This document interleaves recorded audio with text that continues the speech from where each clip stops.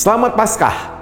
Saya percaya minggu-minggu ini, bahkan pada minggu sebelumnya, kita sudah merenungkan karya salib, bagaimana Yesus sudah mati buat kita, dan kita merayakan kebangkitannya, menunjukkan bahwa Dia sudah hidup dan memberikan kehidupan yang nyata buat setiap kita. Saya mau ajak kita merenungkan, membahas di dalam weekly guide cell group kita, bahan komunitas sel, kembali dari Efesus pasal 5 ayat 14-16. Yuk kita baca sama-sama. Itulah sebabnya dikatakan, bangunlah hai kamu yang tidur, dan bangkitlah dari antara orang mati, dan Kristus akan bercahaya atas kamu. Karena itu perhatikanlah dengan saksama bagaimana kamu hidup, janganlah seperti orang bebal, tetapi seperti orang arif. Dan pergunakanlah waktu yang ada, karena hari-hari ini adalah jahat. Pesan Rasul Paulus kepada saudara dan saya adalah, bangkitlah dari kematian kita. Kematian apa? Kematian bicara tentang secara rohani, kematian dari sisi pergumulan yang kita sedang hadapi, ketidakpastian, keputusasaan, bahkan kita merasa sepertinya ada banyak hal yang kita alami, tapi kita belum melihat jawaban di dalamnya. Tapi janji Tuhan kepada kita semua, bangkit dari semuanya itu. Kenapa? Karena Kristus pasti akan bercahaya lewat kehidupan kita. Kalau kita bisa melihat salah satu kisah dalam Alkitab yang saya mau ambil seperti Petrus.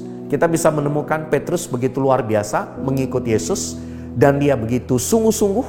Bahkan dia berkata kalau ada yang mau menangkap Yesus, dia yang akan berdiri lebih dahulu, dan dia membuktikan itu dengan menggunakan pedang, menghunus dan memotong telinga salah satu perwira yang mau menangkap Yesus. Namun ternyata Petrus juga adalah pribadi yang mengalami pergumulan, mengalami kehilangan harapan di waktu dia melihat Yesus ditangkap. Dia yang menyangkal Yesus 3 kali. Saudara, gambaran Petrus adalah gambaran kehidupan kita. Pribadi yang satu sisi terkadang percaya kepada Yesus, tapi di sisi yang lain juga menyangkal Yesus. Namun luar biasa, kita bisa melihat bagaimana waktu Yesus bangkit dan dia menampakkan diri, salah satu pribadi yang dia temui adalah Petrus, Kefas. Pribadi yang akhirnya mengalami perubahan. Bagaimana Tuhan berbicara kepada dia, apakah engkau mengasihi aku? Maka Petrus berkata, aku mengasihi engkau 3 kali. Saya yakin ini adalah bicara tentang bagaimana Petrus menyangkal Yesus 3 kali, disembuhkan juga melalui pertanyaan Yesus buat kehidupan dia untuk mengembalakan domba-domba. Kita bisa membaca di dalam 1 Petrus 1 ayat 3-5. Petrus yang berubah luar biasa sekali. Dikatakan, terpujilah Allah dan Bapa Tuhan kita Yesus Kristus, yang karena rahmat-Nya yang besar telah melahirkan kita kembali oleh kebangkitan Yesus Kristus dari antara orang mati kepada suatu hidup yang penuh pengharapan. The living hope.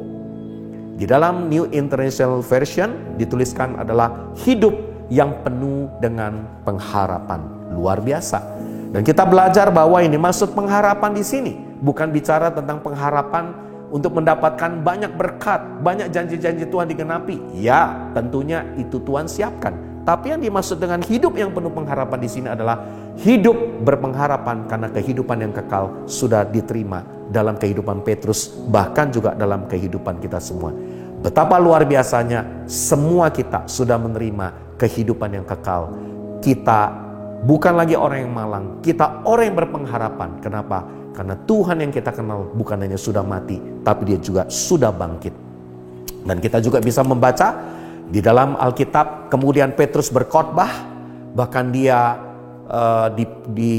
dipakai oleh Roh Kudus untuk membawa pertobatan kepada 3.000 orang, hanya laki-laki saja pada waktu itu. Dan kemudian kita bisa membaca rasul-rasul waktu itu dipakai oleh Tuhan begitu luar biasa untuk menyembuhkan, bahkan juga untuk membawa banyak mujizat di dalamnya. Saudara, saya rindu mengajak kita semua, kalau kita pernah mengalami kematian, mari hari ini kita melihat hidup Petrus. Dia kemudian mengalami kehidupan kembali karena Yesus berjumpa dengan dia. Apakah saudara sudah berjumpa dengan Yesus? Dan apakah pergumulanmu menghalangi engkau sehingga engkau tidak bisa melihat Tuhan? Mari hari ini ada janji Tuhan buat hidup kita. Yesaya 60 ayat 1 berkata, bangkitlah menjadi teranglah, sebab terangmu datang dan kemuliaan Tuhan terbit atasmu. Izinkan kebangkitan Kristus memberikan harapan kepada kita semua, dan kita membawa berita pengharapan ini, berita kabar baik ini kepada semua orang yang tidak berpengharapan. Ada dua hal yang saya mau berikan kepada komunitas sel pada minggu ini. Yang pertama, yuk kita mau bersama-sama ceritakan pergumulan pribadi yang sedang saudara alami. Mungkin pergumulan itu bisa membawa kematian, kelesuan, tidur rohani dalam kehidupanmu. Ceritakan, dan saya mau ajak komsel, yuk kita mau sama-sama renungkan tentang salib Kristus. Dan kita renungkan juga tentang kebangkitannya. Dan biar kiranya apa yang engkau dapatkan dari makna perenungan tersebut. Mari lewat perenungan kita bisa melihat semua pergumulan kita sudah ditebus, sudah dibawa di kayu salib. Mari kita mau sharing bersama. Dan kedua, coba renungkan, pikirkan satu orang yang membutuhkan kabar tentang Kristus. Orang yang tidak berpengharapan, orang yang sulit. Doakan mereka supaya bisa bertemu dengan Dia. Dan jangan lupa, minggu yang mendatang lagi ceritakan pengalaman dengan orang tersebut. Saya berdoa agar kita semua memiliki hidup yang penuh pengharapan. Tuhan Yesus memberkati.